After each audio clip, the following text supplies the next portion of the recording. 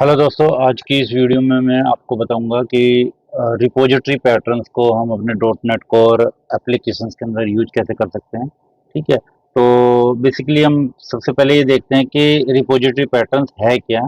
ठीक है, इसका क्या फ़ायदे होते हैं और इसको हमें अपने प्रोजेक्ट के अंदर क्यों यूज करना चाहिए। ठीक है, तो इसके बेसिकली रिपोजिटरी डिजाइन पैटर्न्स एक डाटा एक्सेस डिजाइन पैटर्न्स है which provides an abstractions between the business logic and data access logic। Means अगर मान लीजिए आपका एक प्रोजेक्ट है जिसके अंदर आपने एक लेयर बिजनेस लॉजिक के लिए बना रखी है और एक डाटाबेस एक्सेस के लिए बना रखी है।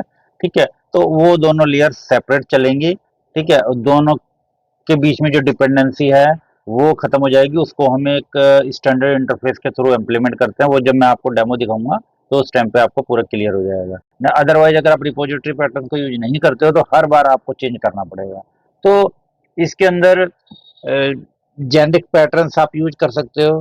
ठीक है, जेनेरिक डिजाइन पैटर्न इसके अंदर get all, get by ID, add, update, delete, ये सब एक स्टैंडर्ड मेथड्स होते हैं जो कि हर एक एंटिटी के लिए जरूर होती है। हर एक टेबल्स के अंदर ऑपरेशंस की जरूरत पड़ती है। ठीक है, तो इसके लिए आप जेनेरिक पैटर्न का यूज कर सकते हो और जेनेरिक पैटर्न के साथ आप रिपोजिटरी पैटर्न्स को अटैच कर सकते हो। वो मैं जब आपको डेमो दिखाऊंगा तो आपको क्लियर होगा। ठीक है, तो इसको मैं एक ग्राफिकली आपको दिखाता हूँ डायग्राम के थ्रू। तो ये आप देख रहे होंगे लेफ्ट में without repository and unit of work, इसके थ्रू इस तरह से फ्लो चलता है। और अगर आप रिपोजिटरी पैटर्न्स का यूज करते हो तो सेंटर में जो स्क्रीन है वो वाला फ्लो चलता है, टेस्टिंग एंड मॉकिंग के लिए चलता है। तो पहले लेफ्ट वाले की बात करते हैं। लेफ्ट में ये होता है कि अगर आप रिपोजिटरी यूज नहीं करते हो तो नॉर्मली हमारी एप्लीकेशन का फ्लो है एग्जीक्यूशन, वो इस तरह से चलता है कि पहले रिक्वेस्ट व्यू से आती है कंट्रोलर के अंदर। ठीक है, कंट्रोलर से फिर वो बिजनेस लॉजिक एग्जीक्यूट होता है, फिर हम मॉडल से डीबी कॉन्टेक्स्ट का यूज करते हैं और फिर डाटाबेस के साथ इंटरेक्शन होता है सिक्वल सर्वर के साथ। और अगर आप रिपोजिटरी का यूज करते हो तो अभी अगर आप देखेंगे लेफ्ट डायग्राम के अंदर कि स्टूडेंट कंट्रोलर ये बिजनेस लॉजिक लेयर पर डिपेंडेंट है। ठीक है, अगर आप जितनी बारी बिजनेस लॉजिक लेयर के अंदर चेंज करते हो तो आपको स्टूडेंट कंट्रोलर के अंदर भी चेंज करना पड़ेगा, क्योंकि हम इसके अंदर किसी भी इंटरफेस का यूज नहीं कर रहे हैं कि किसी भी इंटरमीडिएट का यूज नहीं कर रहे हैं। और बट रिपोजिटरी के अंदर कोई भी रिक्वेस्ट आती है कंट्रोलर के अंदर, फिर वो सर्विस के पास जाती है। सर्विस से फिर वो एक यूनिट ऑफ वर्क क्लासेज होती है जो कि एक डिफरेंट क्लासेज होती है। यूनिट ऑफ वर्क का मैं आपको यूज बताऊंगा डेमो में। तो यूनिट ऑफ वर्क के अंदर मल्टीपल रिपोजिटरी होती है। मान लीजिए आपकी ई कॉमर्स की वेबसाइट है और उसके अंदर ऑर्डर रिपोजिटरी हो गया या फिर पेमेंट रिपोजिटरी हो गया। ठीक है, कस्टमर रिपोजिटरी हो गया। तो उन सभी रिपोजिटरी को आप एक यूनिट ऑफ वर्क के साथ इंटीग्रेट करके और वहां से आप डाटाबेस के साथ इंटीग्रेट कर सकते हो। तो इससे ये होता है कि अगर किसी रिपोजिटरी के अंदर कोई प्रॉब्लम आती है तो वो आप उसको रोल बैक भी कर सकते हो। ठीक है, और मेन एडवांटेज ये है टेस्टिंग प्रोस्पेक्टिव से कि टेस्टिंग के अंदर जब भी मल्टीपल टीम्स काम करती है, यानी कि टेस्टिंग टीम और डेवलपमेंट टीम काम करती है, तो यूनिट टेस्टिंग के अंदर हम मॉक डाटा को बनाकर यूनिट टेस्ट भी कर सकते हैं, जिससे कि हमारे प्रोग्रामिंग के अंदर कोई प्रॉब्लम नहीं होती और हमारे जो डेवलपर होते हैं वो इंडिविजुअली काम कर सकते हैं। यानी कि एक तरफ यूनिट टेस्टिंग भी चलती रहती है उसी रिपोजिटरी के अंदर और उसी रिपोजिटरी के साथ डेवलपमेंट भी पैरेलली चलता रहता है। तो स्टार्ट करते हैं हम अपनी इम्प्लीमेंटेशन कि किस तरह से हम रिपोजिटरी पैटर्न्स को अपने प्रोजेक्ट के अंदर यूज कर सकते हैं। तो रिपोजिटरी पैटर्न्स के लिए मैंने इस प्रोजेक्ट के अंदर यूज किया हुआ है entity framework code first approach. ठीक है, तो entity framework code first approach में अगर आपके पास एग्जिस्टिंग डाटाबेस है तो आप एक पर्टिकुलर कमांड है, जो कमांड है ये वाली। ठीक है, ये वाली कमांड।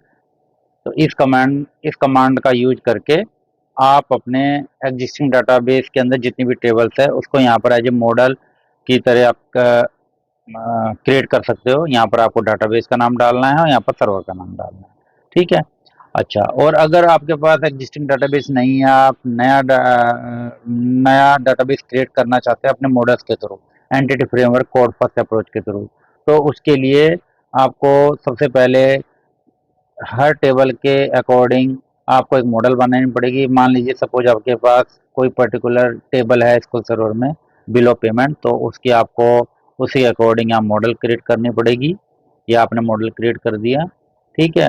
और उसके बाद इस मॉडल का रेफरेंस के लिए आपको एक DB कॉन्टेक्स्ट वाली फाइल बनानी पड़ेगी, जिसके अंदर इन सभी मॉडल्स का रेफरेंस होगा, ठीक है।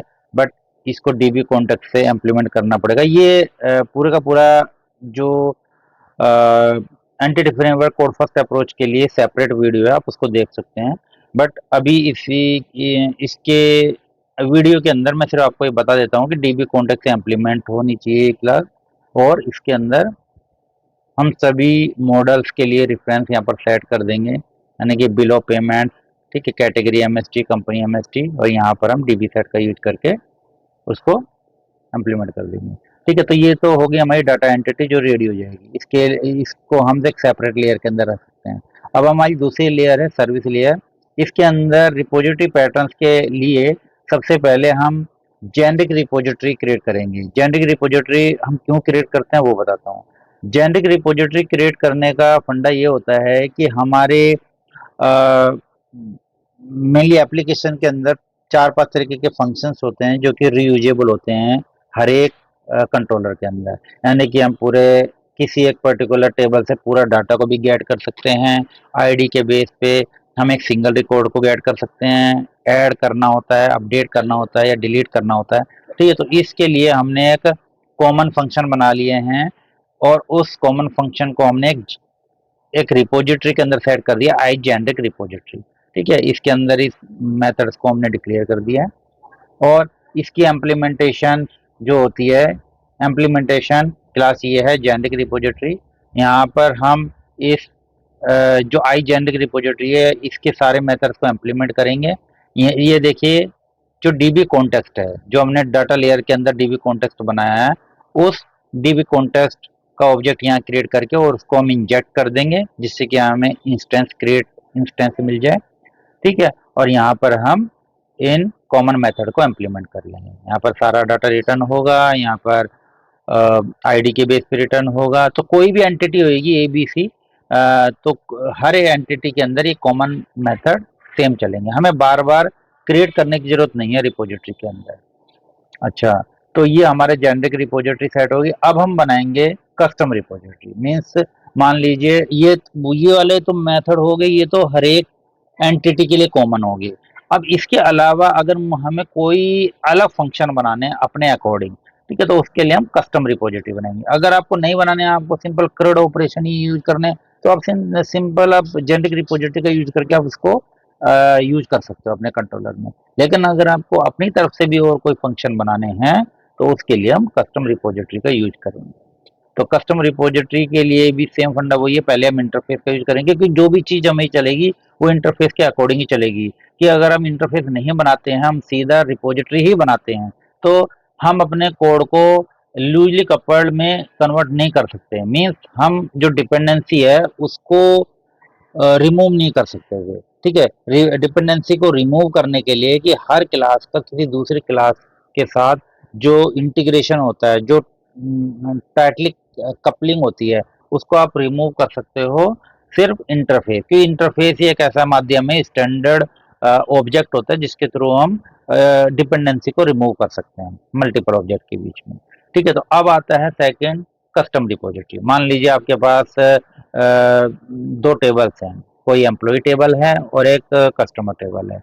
अब मुझे एम्प्लॉय और कस्टमर के अंदर जो स्टैंडर्ड मेथड है वो तो हमने यहाँ पर कर लिया, इनको तो हम एक्सेस कर ही सकते हैं। लेकिन इसके अलावा अगर मुझे कोई दूसरा मेथड इम्प्लीमेंट करना है, मान के चलिए ये आइटम रिपोजिटरी है, मीन्स प्रोडक्ट रिपोजिटरी आप कह सकते हैं, ठीक है। इसके अंदर वो 5 मेथड मैं यूज कर ही सकता हूँ। लेकिन अगर आपको किसी आइटम के बेस पे, आइटम कोड के बेस पे उसका यूनिट प्राइस गेट करना है, ठीक है, तो उसके लिए आपको अलग से मेथड बनाना पड़ेगा, ठीक है। अगर आपको स्टॉक रिपोर्ट अगर आप देख रहे कोई भी ABC, कोई भी आपको अपनी तरफ से कोई भी बिजनेस लॉजिक सेट करना है, तो वो आप यहाँ पर सेट कर सकते हो। उसके लिए आपको फंक्शन बनाना पड़ेगा, ठीक है। यहाँ पर जो जेनेरिक रिपोजिटरी है उसको इम्प्लीमेंट करेंगे, और यहाँ पर आपको उस मॉडल का रेफरेंस डालना पड़ेगा कि किस मॉडल के ऊपर आपको ये ऑपरेशन करने हैं, मतलब मॉडल में किस एंटिटी के ऊपर आपको ऑपरेशन करना है। और यहाँ पर उस अ, जो रिपोजिटरी है, यानी कि जो कस्टम रिपोजिटरी के लिए आपने इंटरफेस बनाया था, ठीक है, ये वाला कस्टम रिपोजिटरी के अंदर जो आपने इंटरफेस बनाया था, ठीक है, इसका रेफरेंस आपको सेट करना है। इससे इम्प्लीमेंट, मतलब ये रिपोजिटरी है, ये दो जगह से इम्प्लीमेंट होगी। एक ये यूज होगा स्टैंडर्ड कॉमन फंक्शन को गेट करने के लिए, और ये यूज होगा अगर आपने कोई अलग से कोई फंक्शन बना रखे हैं, ठीक है। तो वो सारे के सारे आप इम्प्लीमेंट कर सकते हो एक सिंगल रिपोजिटरी के अंदर, ठीक है। यहाँ पर डीबी कॉन्टेक्स्ट को हमें इंजर्ट करना होगा, ठीक है। यहाँ पर अपने इम्प्लीमेंट करना होगा अपने मेथड्स को, जो भी आपने अलग से मेथड बना रखे हैं, ठीक है, इस तरह से अगर आप देखेंगे, ठीक है। तो यहाँ पर जो कॉन्टेक्स्ट है उसी कॉन्टेक्स्ट के अंदर आपका सारी की सारी रिपोजिटरी आ जाती है, ठीक है, ये देखिए, ठीक है। तो ये कस्टम रिपोजिटरी होगी। अब आते हैं कस्टम रिपोजिटरी के साथ, अब हम यूज करते हैं यूनिट ओवर का। तो जरूरी नहीं कि आप यूनिट ऑफ वर्क का यूज करो, जो यूनिट ऑफ वर्क है इसकी कोई ऐसी मैंडेटरी नहीं कि आप यूनिट ऑफ वर्क का यूज करो, ठीक है। लेकिन अगर हम इसको यूज नहीं करते हैं तो इससे क्या प्रॉब्लम होती है? इससे प्रॉब्लम ये होती है, मान लीजिए आपका एक कंट्रोलर है, ठीक है, ये कंट्रोलर है, ठीक है। अब इस कंट्रोलर के अंदर, सॉरी कंट्रोलर नहीं, क्योंकि ये सर्विस के साथ इंटीग्रेट करेगा ना, तो हम सर्विस पे जाते हैं, ये सर्विस है, ठीक है। अब इस सर्विस के अंदर यहाँ पर अगर आप देखेंगे तो यहाँ पर यूनिट ऑफ वर्क का ऑब्जेक्ट क्रिएट हो रहा है और उसी से ही सारी रिपोजिटरी कॉल हो रही हैं, ठीक है। लेकिन अगर हम यूनिट ऑफ वर्क का यूज नहीं करते हैं, हम सीधा डायरेक्ट रिपोजिटरी का इंस्टेंस यहाँ क्रिएट करते हैं और उसको इंजेक्ट करके डायरेक्टली हम उसको यहाँ यूज करते हैं, तो अगर मान लीजिए मुझे चार रिपोजिटरी से चार अलग अलग फंक्शन को गेट करना है, तो मुझे चारों के लिए यहाँ पर इंस्टेंस क्रिएट करने पड़ेंगे, ठीक है। और इससे ये होगा कि अगर मान लीजिए एक रिपोजिटरी के अंदर एक मेथड एग्जीक्यूट हो गया, सक्सेस हो गया, लेकिन दूसरी रिपोजिटरी के अंदर कोई दूसरा मेथड है, वो एग्जीक्यूट नहीं होता है प्रॉपर, उसमें कोई एक्सेप्शन आती है, तो आप इसको रोल बैक नहीं कर सकते, ठीक है। तो अगर आपको ट्रांजेक्शन बनानी है, यूनिट टेस्टिंग आपको इजीली करनी है मॉक डाटाबेस का यूज करके, तो हमें यूनिट ऑफ वर्क क्लासेस का यूज करना पड़ेगा। तो यूनिट ऑफ वर्क कैसे इम्प्लीमेंट करते हैं, इसके लिए भी सेम वही है method, IU unit of work के लिए हम इंटरफेस क्रिएट करेंगे, ठीक है, और इसके अंदर सभी रिपोजिटरी का रेफरेंस हम यहाँ पर डाल देंगे, यानी income repository, item image repository, category repository, तो जितनी भी रिपोजिटरी है उन सबको एक एक करके आप यहाँ पर उसके लिए प्रॉपर्टी सेट करेंगे, और इसके अंदर एक मेथड बना लेंगे क्रिएट ट्रांजेक्शन के लिए। ये मेथड किस लिए यूज होगा? अगर आप कोई ट्रांजेक्शन कर रहे हो, जरूरी नहीं है कि आप हर एक ऑपरेशन के लिए आप ट्रांजेक्शन यूज करो, ट्रांजेक्शन आप किसी किसी केस में यूज कर सकते हो, अगर आपके मल्टीपल टेबल्स होती है और आपको पूरा वर्क फ्लो तैयार करना है, तो उसके लिए आप इसका यूज करोगे। कमिट इसकी जरूरत पड़ती है अगर आपके सारी रिपोजिटरी सक्सेस हो जाती है, तो फाइनली आप जब आप इसको कमिट करोगे तभी डाटा बेस के अंदर आपकी चेंजेस रिफ्लेक्ट होगी। अगर कोई बीच में एक्सेप्शन आ जाती है तो उसको आप रोल बैक यहाँ से कर सकते हो, ठीक है। तो यूनिट ऑफ वर्क के लिए ये सभी रिपोजिटरी है, इन सभी रिपोजिटरी का रेफरेंस आप यहाँ डालोगे, और उन सभी रिपोजिटरी को हम इस इम्प्लीमेंटेशन जो क्लास है यहाँ पर हम इसको इम्प्लीमेंट करेंगे। देखिए यहाँ पर डीबी कॉन्टेक्स्ट का ऑब्जेक्ट इंस्टेंस क्रिएट करेंगे, और यहाँ पर जितनी भी रिपोजिटरी है इन सभी रिपोजिटरी को सेट करेंगे, और इसके कंस्ट्रक्टर के अंदर हम इसको इनिशियलाइज करेंगे। देखिए जिसका कंस्ट्रक्टर होगा उसके अंदर हम इसको इनिशियलाइज करेंगे। तो ये जैसा आइटम है, ठीक है, उसको इनिशियलाइज कर दिया हमने आइटम रिपोजिटरी से, और यहाँ पर जो डीबी कॉन्टेक्स्ट है उसका इंस्टेंस क्रिएट हो जाएगा। तो अब आप ये देखेंगे कि जितनी भी रिपोजिटरी है सभी के अंदर कॉन्टेक्स्ट ये आ रहा है। तो अब आप ये सोचेंगे इसके इस डीबी कॉन्टेक्स्ट का जो इंस्टेंस है यानी ऑब्जेक्ट वो बार बार क्रिएट होगा जितनी बार भी हम एवरी रिपोजिटरी को कॉल करेंगे? नहीं, ऐसा नहीं है, क्योंकि इसके लिए हमें डीबी कॉन्टेक्स्ट को इसके लाइफ टाइम स्कोप के साथ मेंशन करना पड़ता है program dot C S file के अंदर। ठीक है, program dot C S file के अंदर आपको ऐड डीबी कॉन्टेक्स्ट, ये देखिए, ये जो मैंने सिलेक्ट किया है, यहाँ पर आप इसके इंस्टेंस को एज ए सिंगलटन बना सकते हैं। ठीक है, सिंगलटन हम यूज कर सकते हैं कि मीन ऐड डीबी कॉन्टेक्स्ट क्या करेगा कि जो आपका डीबी कॉन्टेक्स्ट क्लास है उसके इंस्टेंस को ओनली एक ही बार क्रिएट करेगा पूरी एप्लीकेशन के लिए। ठीक है, और ये सिक्वल सर्वर, ये सिक्वल सर्वर मतलब कौन सी कनेक्शन स्ट्रिंग यूज करेगा, तो यहाँ पर कनेक्शन स्ट्रिंग हम सेट कर देंगे ये ऐप सेटिंग। ठीक है, तो इसके लिए यहाँ पर ऐप सेटिंग में हमें अपना कनेक्शन स्ट्रिंग डालनी पड़ेगी। ठीक है, और program dot C S file के अंदर हमें इसका इंस्टेंस को क्रिएट करना पड़ेगा एज ए सिंगलटन, कि मीन्स इसके इंस्टेंस को हमें बार बार क्रिएट ना करना पड़े डीबी कॉन्टेक्स्ट के इंस्टेंस को। तो एक बार इंस्टेंस क्रिएट हो जाएगा तो वो हर एक रिपोजिटरी के अंदर काम करेगा। तो यूनिट ऑफ वर्क क्लासेज भी हमारी हो गई। ठीक है, इसके अंदर हमने सभी रिपोजिटरी को कॉन्फ़िगर कर दिया। उसके बाद आते हैं सर्विसेज पे।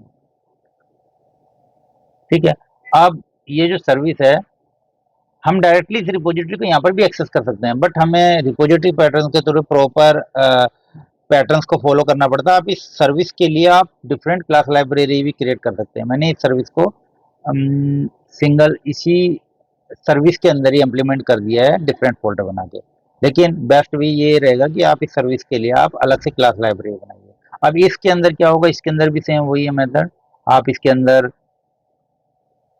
जो भी आपको अपने कंट्रोलर के अंदर जितने भी मेथड चाहिए, यानी कि जितनी भी आपको एपीआई क्रिएट करनी है, ठीक है, पर्टिकुलर कंट्रोलर के अंदर, तो उन सभी के मेथड्स को आप यहाँ पर डिफाइन करेंगे। ठीक है, इन सभी मेथड को आप यहाँ पर डिक्लेयर करेंगे और इनको डिफाइन करने के लिए इसको इम्प्लीमेंट करेंगे यहाँ पर आइटम सर्विस। ये इम्प्लीमेंटेशन फोल्डर है और ये बाहर इसके इंटरफेस है। ठीक है, तो यहाँ पर इसको हम करेंगे। अब यहाँ पर आप देखिए, यहाँ पर मैंने हर रिपोजिटरी के लिए अलग अलग क्रिएट नहीं किया है, मैंने सिर्फ क्या किया है, आई यूनिट ऑफ वर्क का ही इंस्टेंस क्रिएट किया है। ठीक है, और उसको डिपेंडेंसी इंजेक्ट कर दिया कंस्ट्रक्टर के अंदर। ठीक है, और इस यूनिट ऑफ वर्क से मैं सभी रिपोजिटरी को एक्सेस कर सकता हूँ। अगर आप ये देखेंगे कि यूनिट ऑफ वर्क डॉट सब category, unit of work dot category, ठीक है, तो यूनिट ऑफ वर्क के अंदर जो कैटेगरी रिपोजिटरी है वहां से आपको आईडी के बेस पे कोई डाटा को रिटर्न करना है तो इस तरह से कर सकते हैं। अगर आपको सब कैटेगरी के अंदर कोई आपने कस्टम मेथड बनाया है उस रिपोजिटरी के अंदर, उसको यूज करना है, तो वो देखिए रेफरेंस आ गया। अगर मैं इसको हटाता हूँ, ठीक है, और इसको हटा के अगर आप देखेंगे तो यहाँ पर आपको सारे मेथड की लिस्ट दिखाई देगी, ऐड, डिलीट, गेट ऑल। तो जो गेट ऑल, ऐड, डिलीट, ये सब हमारे जेनेरिक रिपोजिटरी से आ रहे हैं, और ये जो मेथड्स हैं सब कैटेगरी, ठीक है, गेट ऑल, सब कैटेगरी लिस्ट, ये हमारे कस्टम रिपोजिटरी से आ रहे हैं। ठीक है, और उन सभी को हमने कंबाइन कर दिया यूनिट ऑफ वर्क क्लासेस के अंदर। ठीक है, तो ये वाला है, इसको मैं पहले की तरह ही कर देता हूँ। ठीक है, तो ये हो गया हमारा। अब इस सर्विस को, जो सर्विस है, इस सर्विस को हमने कंट्रोलर पे एक्सेस करेंगे, और कंट्रोलर के लिए हम वो ये आइटम सर्विस का ऑब्जेक्ट क्रिएट करेंगे, उसको इंजेक्ट करेंगे, और यहाँ से हम एपीआई क्रिएट कर देंगे सर्विस डॉट गेट आइटम। तो ये क्या करेगा, मैं इसको डिबग करके आपको दिखाऊंगा। ठीक है, डिबग करने पे कैसे कैसे वर्क फ्लो जाता है कंट्रोलर से रिपोजिटरी के बीच तक। ठीक है, तो वो आपको दिखाता हूँ। तो यहाँ पर मैं ब्रेक पॉइंट लगा देता हूँ एक बार। ठीक है, इसको मैंने ऑथेंटिकेशन कुछ टाइम के लिए स्टॉप कर देता हूँ, अदरवाइज मुझे टोकन जनरेट करना पड़ेगा।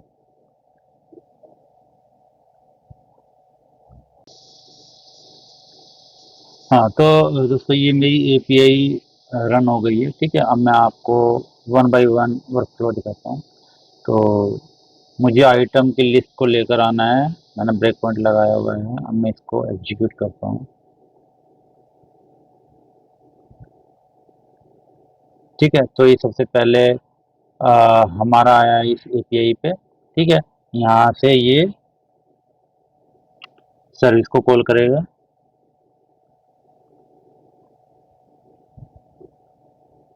ठीक है, सर्विस को कॉल करेगा और यहाँ पर जब हम आगे जाएंगे, ठीक है, तो unit of work class execute होगी और यूनिट ऑफ वर्क क्लास क्या करेगी, इस आइटम रिपोजिटरी को, ये आप देखिए, इस आइटम रिपोजिटरी को एक्सेस करेगी और इसके अंदर इस मेथड को, जो हमने कस्टम मेथड बनाया हुआ है, इसको कॉल करेगी। अब इस पे मैं F11 करता हूँ।